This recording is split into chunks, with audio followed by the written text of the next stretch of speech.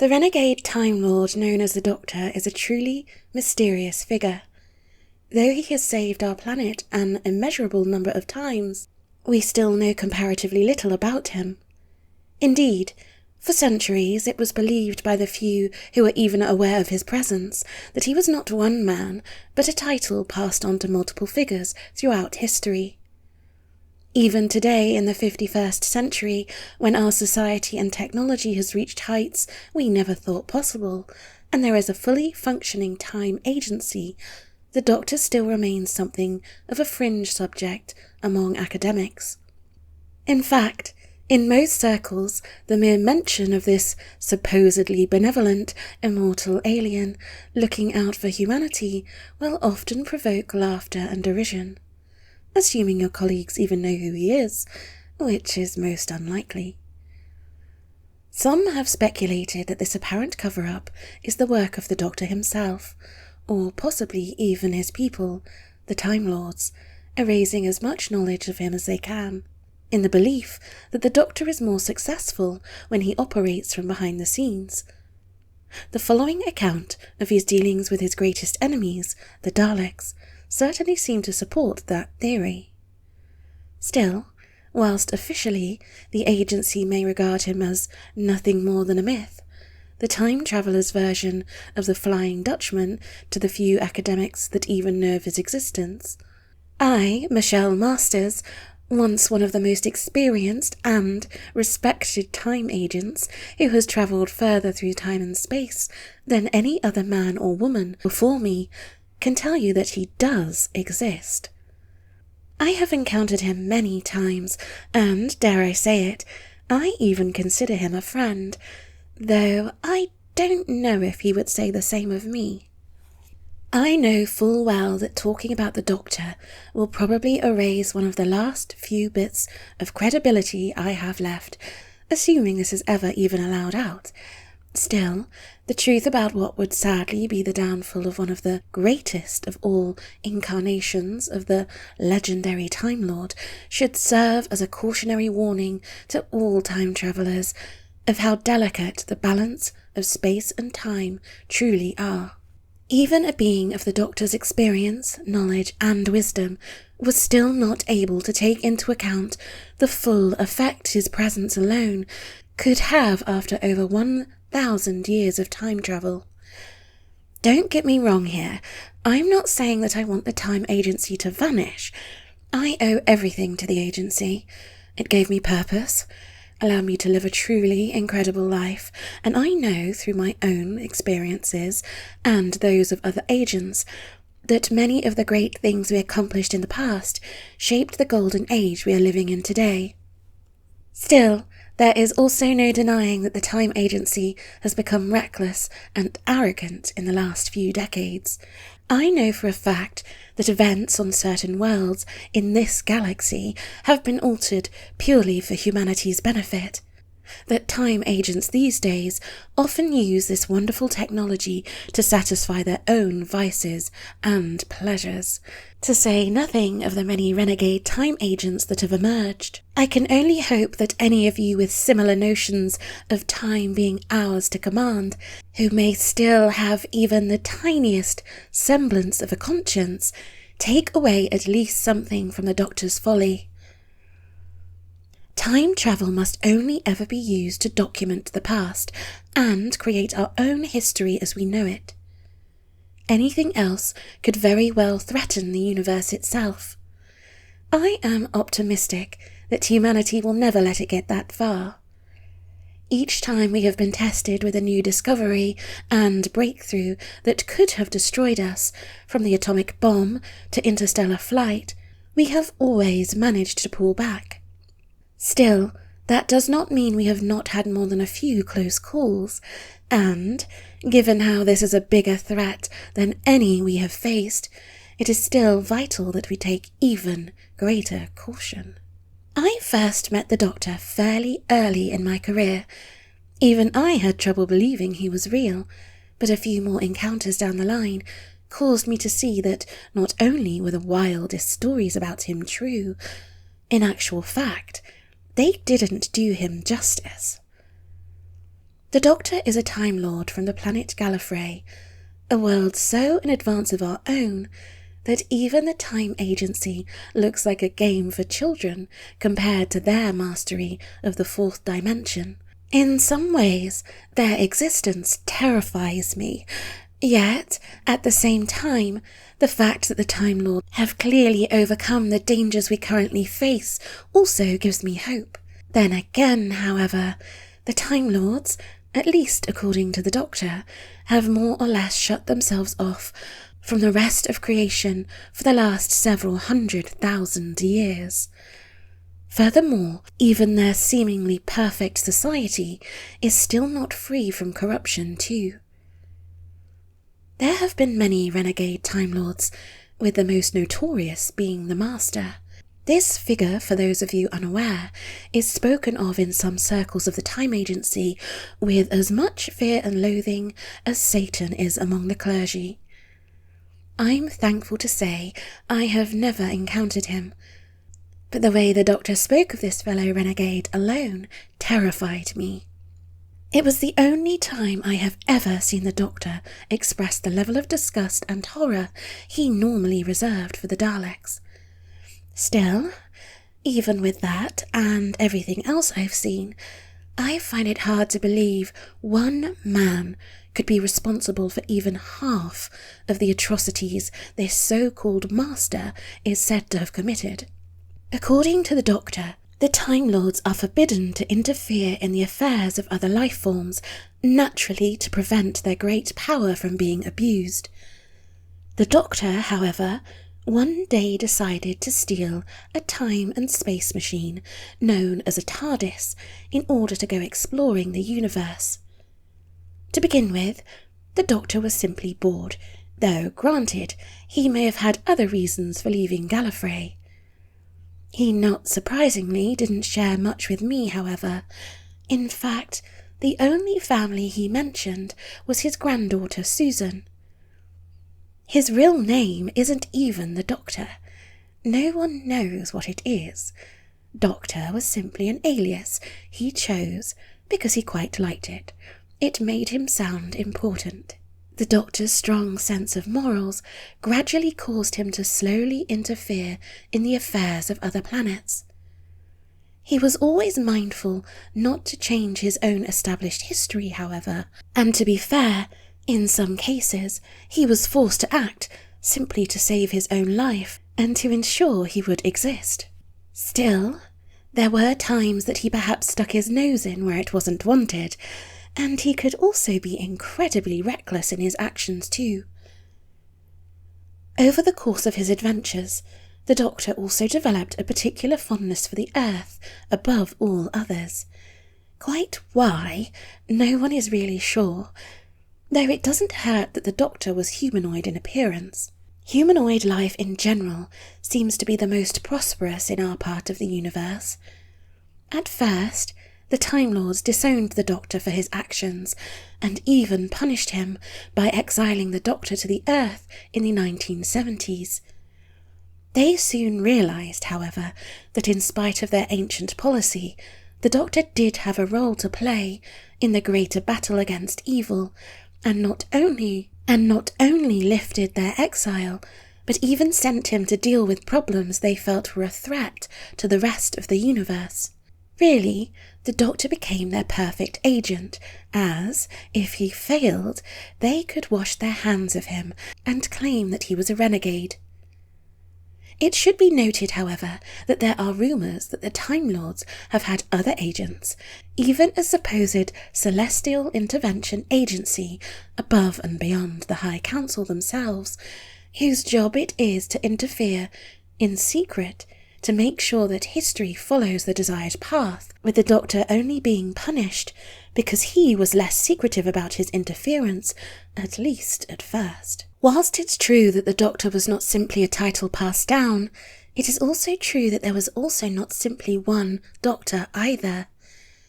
His people, the Time Lords, possess an advanced kind of healing ability that can allow them to cheat death, known as regeneration.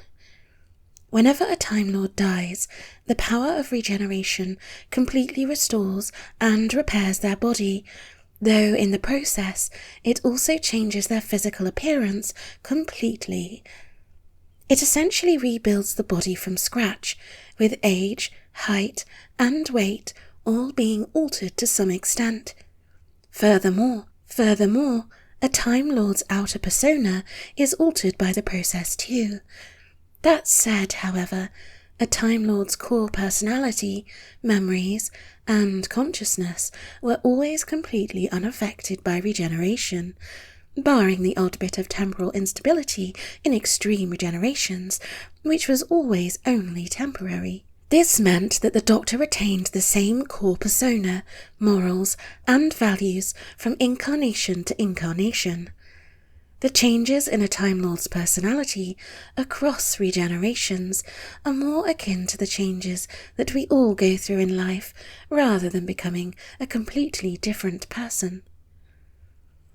They only seem more extreme to us as they are more rapid, but once you get to know the Doctor across multiple incarnations, you can see he is clearly the same man. It is stated that Time Lords can regenerate 12 times, allowing them to have 13 different bodies or incarnations.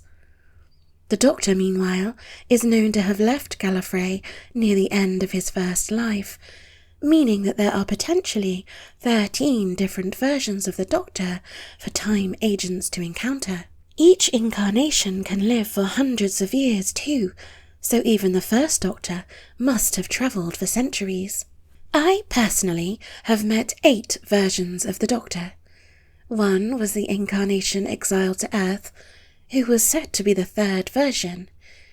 He was a tall, white-haired, dashing, charismatic, but somewhat pompous and arrogant man in fancy clothes. He didn't suffer falls like I was back then, sadly. In fact, he could be quite short and impatient with everybody, yet he also had an undeniable heart of gold and a steely determination, the likes of which I'd honestly never seen before. The next I met was, in contrast, rather shambolic and scruffy-looking, with jet black hair, though there was still a dandyish aspect to his appearance. He was a bit more overtly grumpy and spoke in quite a strong Irish accent. I'm told he was the 9th incarnation, though I'll get back to him later. Another was apparently the 5th Doctor, who was quite a young man, with fair hair and a real love for cricket. He was definitely more amiable than the other 2, admittedly, though I also felt he was perhaps a bit more unsure of himself. I also encountered the 10th, 11th, 12th, and 13th Doctors, with the 10th being a rather jolly, heavy-set, posh, bon vivant kind of a figure, and the 11th, in contrast, being a somewhat more morose, anxious, even tormented elder gentleman who seemed to carry the weight of his many lives on his shoulders to a greater extent. The 12th, meanwhile, was a somewhat more bumbling, grandfatherly figure who had a sweet, if rather pompous demeanour, whilst the 13th and final Doctor was a deadly serious figure. He was eerily quiet, calm, austere, and at times scared me. I knew deep down he was still the same Time Lord I had trusted with my life, but at the same time it seemed as the Time Lord neared the end of his final incarnation that he became more determined to clean up his messes than ever before, and became more detached and ruthless than I had ever seen him. The final incarnation I encountered was a Byronic, somewhat more romantic hero, though it's worth mentioning that the Doctor was always stated to have been completely asexual, and indeed all of his companions' relationships with him, at least in my experience, were completely platonic. I was informed that the Byronic Doctor was his 8th incarnation. Ironically to me, he seemed to be the most pleasant, amiable, yet also the most sure of himself. It seems the centuries of fighting and triumphing over evil had not surprisingly made the Doctor proud of all he had accomplished. Perhaps, however, this was to be his undoing, though given what the Doctor was up against, it's perhaps not fair to judge him. I doubt anyone could have truly been completely prepared for the lengths the Daleks were willing to go to. You all know of the Daleks, I'm sure, though, in all honesty, I don't think anyone can quite comprehend the danger they pose to the rest of the cosmos unless they encounter them directly. It's easy for us to just dismiss the Daleks as an old dead race and will never possibly pose a threat to us now. There hasn't been a Dalek war in over 1,000 years, at least not in our part of the galaxy. As far as we are aware, the monsters, if they even still exist, are mere shadows of themselves, clinging to life on the outer edges of the universe. Still, even now, the monsters pose a greater threat than all of our other enemies combined. They have not even been remotely humbled by their defeats, and will keep on trying until the end of time in their goal of subjugating all other life forms. The Daleks are not simply a race that loves warfare like the Sontarans, or who seek glory like the Martians used to do, or who are willing to conquer in order to survive like the Cybermen. The Daleks literally have no purpose other than the conquest of other races, and cannot be threatened or reasoned with. They are driven by an irrational hatred that is all-consuming. For those of you unfamiliar with the finer details of their history, I will briefly explain their origins in order to understand how the Doctor fits into all of this. The Daleks originally began as a humanoid race, similar to our own, known as the Kaleds, who became locked in a war with another humanoid race, the Thals, on the planet Skaro many hundreds of thousands of years ago. The war eventually went atomic and destroyed the surface of Skaro, turning it from a beautiful paradise into an irradiated wasteland. The Kaleds and Thals both then began to slowly mutate as a result of the polluted and poisoned air of Skaro. Whilst these mutations were at first cast out to die in the wilderness by both the Kaleds and Thals, eventually Davros, the head of the Kaled scientific elite, discovered that the entire Kaled and Thal species were destined to undergo a cycle of mutations due to the polluted air. Using living Kaled cells, Davros carried out experiments to see what the final form of the Kaled's mutations would be. He subjected the cells to greater amounts of the same kind of radiation that had polluted Scarus's air, accelerating the mutation cycle. Eventually, he discovered that the Kaleds were destined, within a few centuries, to mutate into a slimy, amorphous, blob-like creature, barely capable of surviving on its own. Davros then constructed a robot war machine to house the Kaled mutants he had already created, but beyond that, he also tampered with the Kaled mutants' minds. Having been born and raised in a brutal war that, by that stage, had endured for over 1,000 years, Davros believed that this new Kaled race would have to be stronger, mentally, than the original, and so he removed what he thought were weaknesses that he felt had prevented the Kaleds from triumphing over the Thals.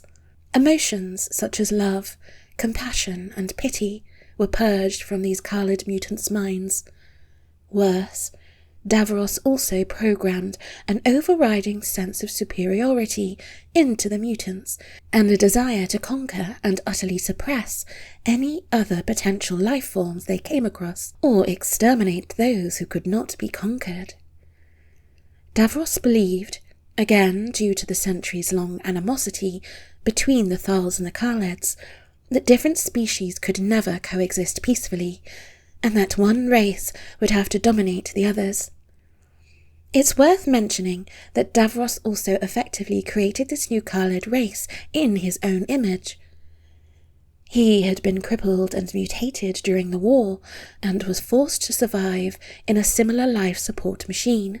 Whilst, unlike other mutants, Davros had not been cast out due to his genius, he undoubtedly felt inferior to the rest of the Khalids at various points, due to their twisted ideology, and was perhaps scared that if the war was ever won, they would have no use for him. The combination of this deranged Khalid mutant inside Davros's war machine was referred to as a Dalek by Davros, a name that would become hated by trillions of worlds throughout all of time and space. Once the Khalid government found out what Davros was creating, they attempted to shut him down.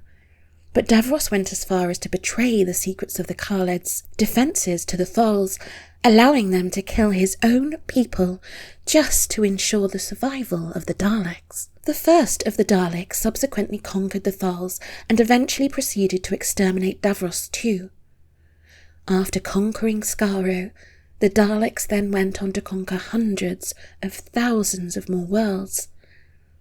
They even conquered our planet, as I'm sure you know, in the 22nd century, killing more humans in that single conflict than any of our wars or disasters beforehand, and subjecting the few unlucky survivors to a decade of the most horrific and brutal treatment as they tried to turn our very planet into a warship. Though our planet was luckily able to repel the alien menace and rebuild, countless others have not been so fortunate, including one of my favourite planets, Nakor. I spent many years there when my timeship crashed into the planet. Due to their primitive level of technology, it took me quite a while to get the equipment ready to fix my timeship. Thankfully, the Nakorians were an open-minded people who weren't terrified of the prospect of alien life and welcomed me with open arms. My first visit had been against the rules and nearly cost me my position. At least back then we weren't allowed to even visit planets beyond our Federation's reach.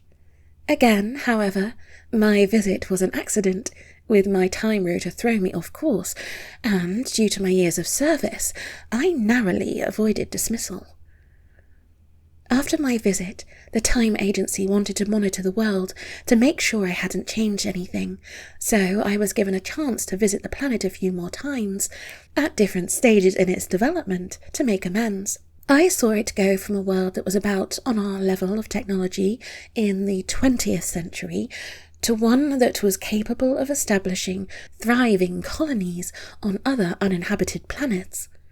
Unfortunately, when I travelled to just a few years after the founding of their 5th colony, I saw that Nakor had become a barren, irradiated wasteland, devoid of any signs of life. I assumed I must have made a mistake at first, only to discover that the Daleks had destroyed Nakor and all of its colonies in the span of a single year. An entire race, with a history and culture stretching back hundreds of thousands of years, lost forever, all except for one piece of art I was able to retrieve on one of my visits. Were it not for my time rotor malfunctioning, no one would even know the Nakorians even existed. Still, in spite of their power, the Daleks have suffered many crushing defeats. Their empire has risen and fallen several times over the centuries. Whilst humanity has aided in several of these defeats, ultimately their greatest enemy has always been the Doctor. All incarnations of the Doctor have faced the Daleks multiple times. In fact, it is only through his intervention that humanity has survived against the Daleks at all. That's not due down the brave soldiers and heroes who have given their lives to save us in the many Dalek wars and the decade they occupied our Earth in the 22nd century, truly the darkest time in all of human history. Still, due to his Time Lord intellect, the Doctor was able to inflict more devastating defeats than we, who are generations behind the Daleks, ever could. For instance, it was the Doctor who repelled their invasion and occupation of the Earth in the 22nd century. Had it not been for him, the Daleks would have surely wiped out the unruly humans as they converted our world into a warship to conquer others. At the same time, however, whilst the Doctor did more to hold the monsters back than any other individual, he was also, in some ways, responsible for what they became.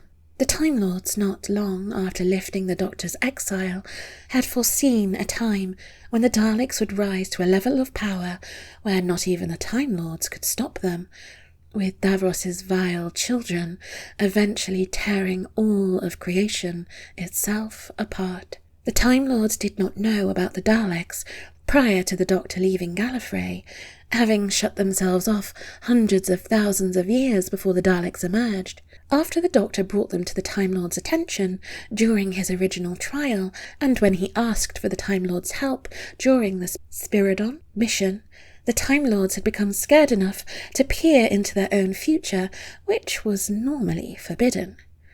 The Doctor was sent back to the earliest period in the Daleks' development the Time Lords could reach, when Davros was conducting his experiments to create the first Daleks.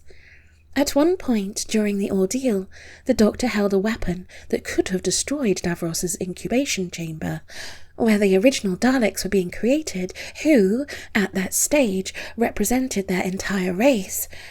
Ultimately, however, he refused for many reasons. The Time Lord did not believe that morally it was right to completely extinguish a race, even as evil as the Daleks at their point of birth. More importantly, however, he was terrified about the changes it could potentially cause. For instance, as evil as they were, the Daleks were unintentionally responsible for many positive advancements throughout the universe. Stolen and altered Dalek technology obtained in wars was used by several species to cure diseases and famine and save other races from extinction.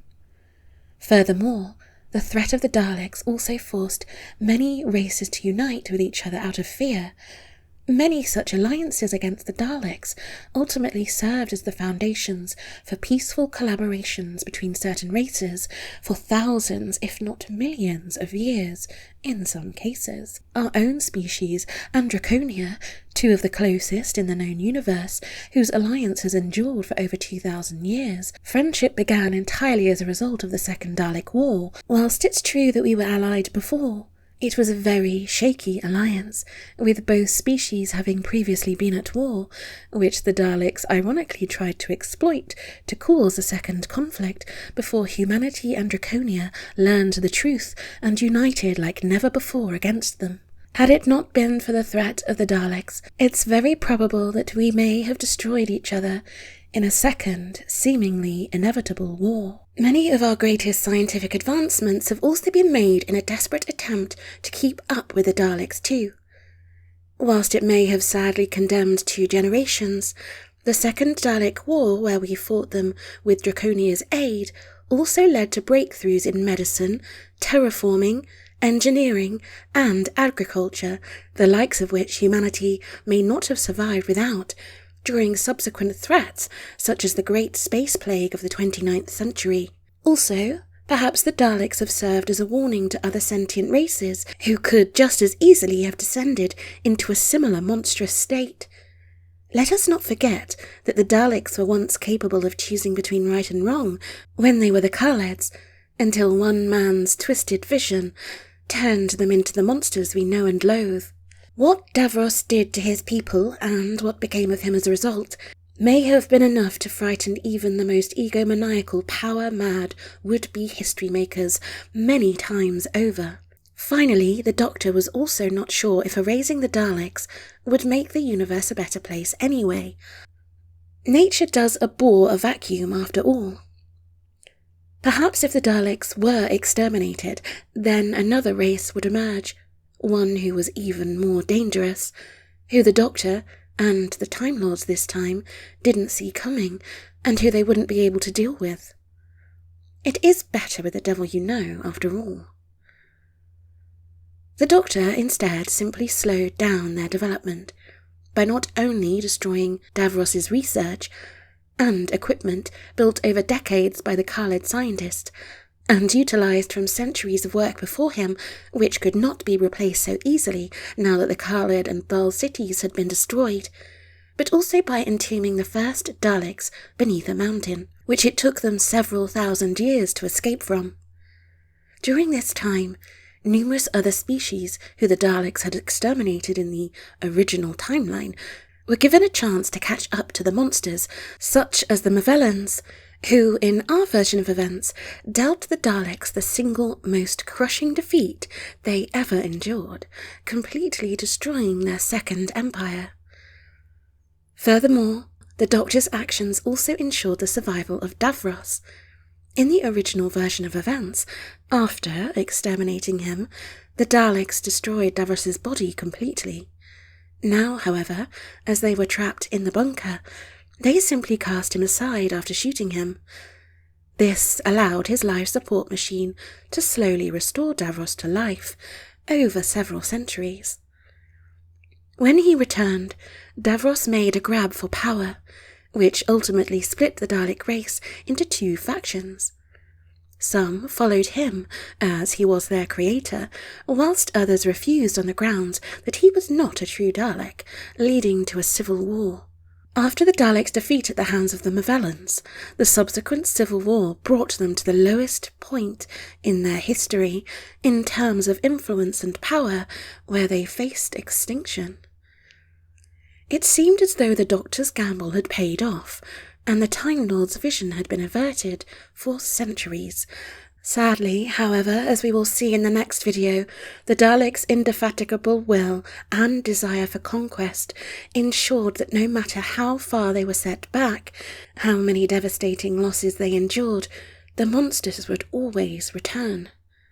As long as even one Dalek existed, then the Time Lord's terrifying vision for the future could never be fully averted.